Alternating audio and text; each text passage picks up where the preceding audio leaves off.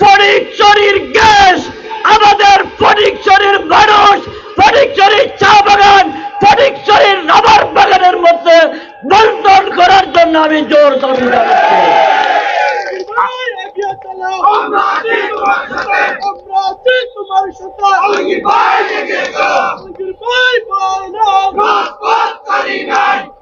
আমরা নানার বাড়ির আবদার করছি না, আমরা মামার বাড়ির আবদার করছি না, আমরা শ্বশুর বাড়িরও আবদার করছি না, আমরা আবদার করছি আমাদের ফটিকছড়ির গ্যাস আমাদেরকে দিতে হবে, না হলে সবার বাগানের শ্রমিক শ্রমিকদের দিয়ে বৃহত্তর আন্দোলনে ফটিকছড়িতে গড়ে তুলবো ইনশাল্লাহ।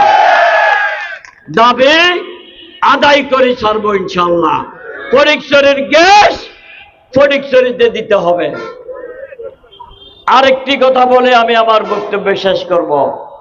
আমাদের মহিউদ্দিন আজম তালুকদার বলছেন জাতীয় সংসদে আমাদের নেতা শহীদ সালাউদ্দিন কাদের চৌধুরী একটা কথা বলেছেন। কি বলেছেন?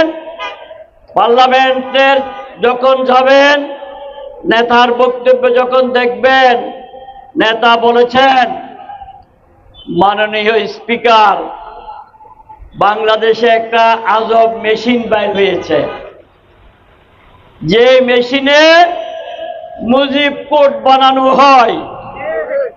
যে মেশিনে কি বানানো হয়? মুজিব কোড বানানো হয়। ওই মুজিব কোড যদি গায়ে দেয় তখন তারা মুক্তিযুদ্ধ হয়ে বাইর হয়। কি হয়ে বাইর হয়? মুক্তিযুদ্ধ হয়ে বাইর হয়। মহিউদ্দিন আজম তালুকদারের কথাই আমি বলি, ফটিকছড়িতে একটা বাংলাদেশ জাতীয়তাবাদী দলের কমিটি হয়েছে। কি হয়েছে? জাতীয়তাবাদী দলের কমিটি হয়েছে। ওই কমিটিতে নাকি, ওই কমিটি ইতিমধ্যে বিভিন্ন ইউনিয়ন কমিটি দেওয়া হয়েছে।